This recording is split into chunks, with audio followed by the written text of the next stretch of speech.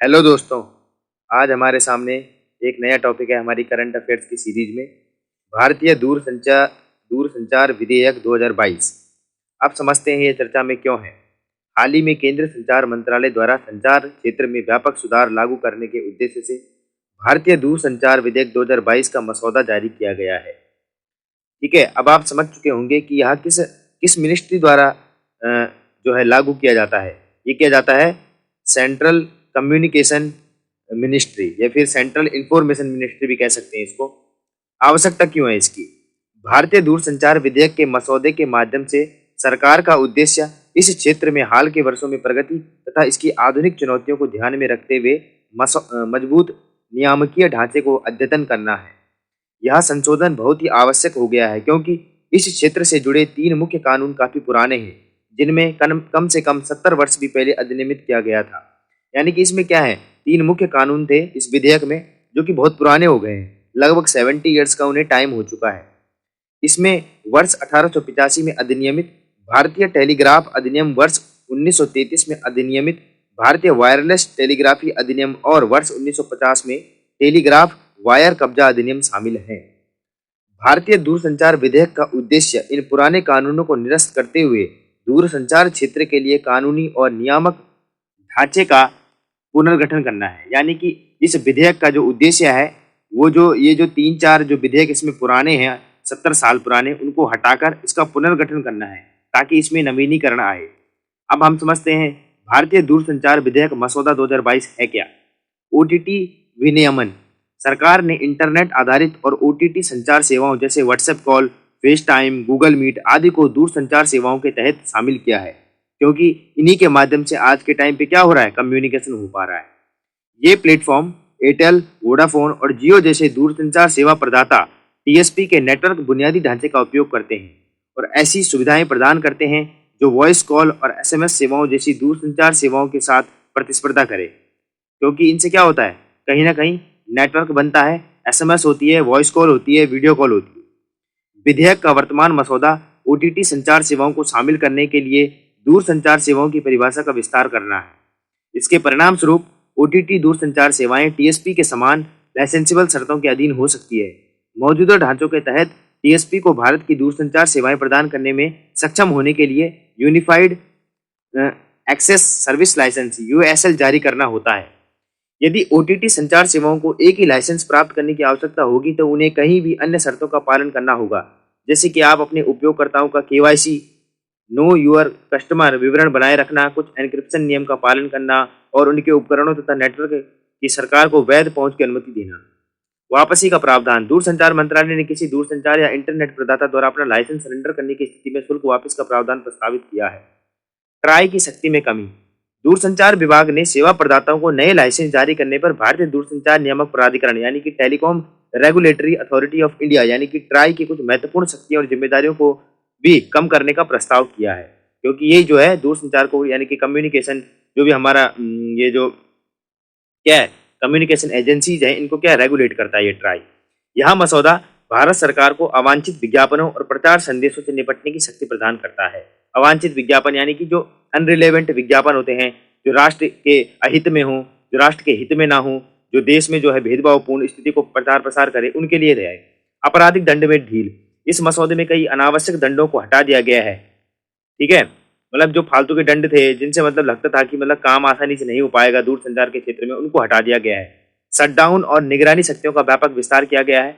यह बिल सरकार को संदेशों के प्रसारण या दूरसंचार नेटवर्क अथवा सेवाओं के प्रावधान को निलंबित करने की अनुमति देता है। ये शक्तियां इंटरनेट शटडाउन और इंटरसेप्शन पर वर्तमान में मौजूद ढांचे की तुलना में बहुत व्यापक हो गई है। स्पेक्ट्रम आवंटन में सुधार। यह मसौदा स्पेक्ट्रम आवंटन को लेकर बहुत सारे भ्रमों को दूर करता है। इसमें कहा गया है कि स्पेक्ट्रम के आवंटन का प्राथमिक मार्ग नीलामी है, जबकि सरकार के कुछ कार्यों से जैसे रक्षा या परिवहन के लिए स्पेक्ट्रम आवंटित किया जाना है तो प्रशासनिक प्रक्रिया का पालन किया जाएगा। यह दूरसंचार सेवा प्रदाताओं को शेयरिंग, ट्रेडिंग, लीजिंग, सरेंडर करने या अप्रयुक्त स्पेक्ट्रम वापस करने में सक्षम करके अपने स्पेक्ट्रम संसाधन का पूरी तरह से दोहन करने की अनुमति देता है। अर्थात क्या होता है कि जब भी कोई कंपनी क्या है टेलीकॉम या फिर कम्युनिकेशन के लिए स्पेक्ट्रम लेती है तो उसकी क्या होती है, प्राथमिक मार्ग यानी कि प्राइमरी मार्ग क्या है, नीलामी के तहत आवंटन किया जाता है। जैसे कि अभी हाल ही में क्या किया गया है, जो 6G है उसको किसने लिया है, जियो ने लिया है, उसकी स्पेक्ट्रम की मतलब नीलामी हो गई है, ठीक है। तो इसी प्रकार से जब सरकार को चाहिए होता है ये अपने ट्रांसपोर्ट के लिए या फिर डिफेंस सेक्टर के लिए, तो इसमें क्या होती है, एडमिनिस्ट्रेटिव प्रोसेस होती है, प्रशासनिक क्रिया द्वारा किया जाता है, ना कि नीलामी द्वारा, ठीक है। दूरसंचार विकास कोष या यूनिवर्सल सर्विस ऑब्लिगेशन फंड का नाम बदलकर दूरसंचार विकास कोष करने का प्रस्ताव करता है। यूएसओएफ की प्राप्ति दूरसंचार सेवा पदार्थों के वार्षिक राजस्व से होती है। टीडीएफ के लिए प्राप्त राशि को सबसे पहले भारत की संचित निधि में जमा किया जाएगा। इस कोष का उपयोग ग्रामीण, दूरस्थ और शहरी क्षेत्रों में कनेक्टिविटी सेवाओं को बढ़ाने के लिए किया जाएगा।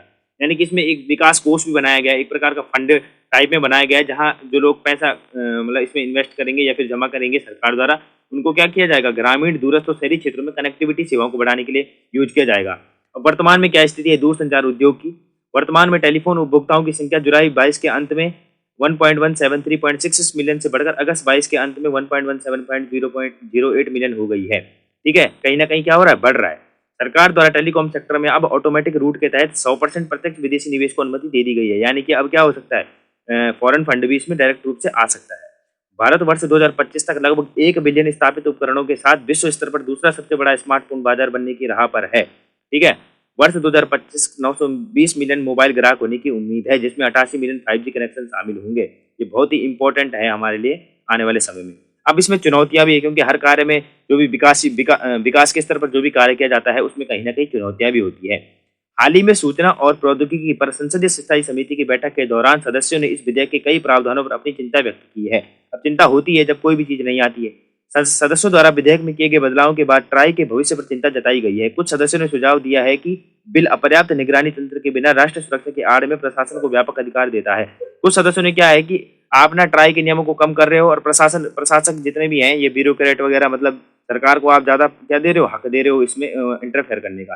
कुछ सदस्यों ने फ्लैग किया है कि ओवर द टॉप ओटीटी संचार एप्स की परिभाषा बहुत स्पष्ट नहीं थी।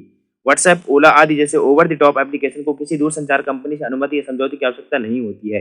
इससे दूरसंचार सेवा प्रदाताओं के राजस्व संग्रहण में बाधा उत्पन्न होती है। यानी कि क्या कह सकते हैं, ओटीटी पर रूल और रेगुलेशन नहीं है, तो ये चाह रहे हैं कि ओटीटी पर भी एक प्रकार से कोई अलग से वो बने, क्या कानून टाइप में बने। अब हम समझते हैं ओटीटी जिस पर इतनी बहस हो रही वो क्या ओटीटी या over the top platform audio तथा वीडियो होस्टिंग तथा स्ट्रीमिंग जैसे सेवाएं जैसे Netflix, Amazon prime video, Hotstar आदि है, जो कंटेंट होस्टिंग प्लेटफॉर्म के रूप में शुरू हुए, लेकिन जल्द ही स्वयं भी लघु फिल्मों, फीचर फिल्मों के साथ वृत्त चित्र एवं वेब सीरीज बनाने व रिलीज करने में शामिल हो गए हैं। यानी कि एक प्रकार का प्लेटफॉर्म है जिस पर क्या घर बैठे आप लोग क्या लघु film, feature film, web series आदि देख सकते हो। ये प्लेटफॉर्म कई प्रकार की सामग्री प्रदान करते हैं और कृत्रिम बुद्धिमत्ता यानी कि आर्टिफिशियल इंटेलिजेंस का उपयोग करके उपयोगकर्ताओं को उस सामग्री का सुझाव देते हैं, जिससे वे इस प्लेटफॉर्म पर अपनी रुचि के आधार पर देख सकते हैं।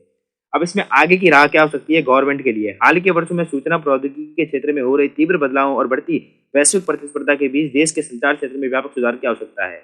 डेफिनेटली यह सुधार की आवश्यकता है।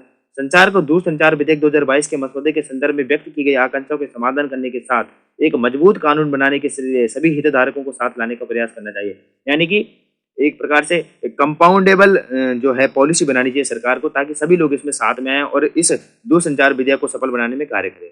अब इसमें संभावित प्रश्न हो सकता है, हाल ही के वर्षों में हुई तीव्र तकनीकी विकास के बीच सूचना प्रौद्योगिकी एवं संचार के क्षेत्र में सुधार की आवश्यकता के आलोक में भारतीय दूरसंचार विधेयक 2022 के प्रमुख प्रावधानों एवं से जुड़ी चुनौतियों की समीक्षा करें। तो समीक्षा करें में कहीं ना कहीं आप इस टाइप से ये पॉइंट बना के लिख सकते हैं। तो इस तरह से आज हमारा ये टॉपिक खत्म हुआ। अगर आपको ये वीडियो अच्छी लगी हो तो वीडियो को लाइक, शेयर एंड सब्सक्राइब जरूर कीजिए और आगे भी हमारे साथ बने रहिए। धन्यवाद।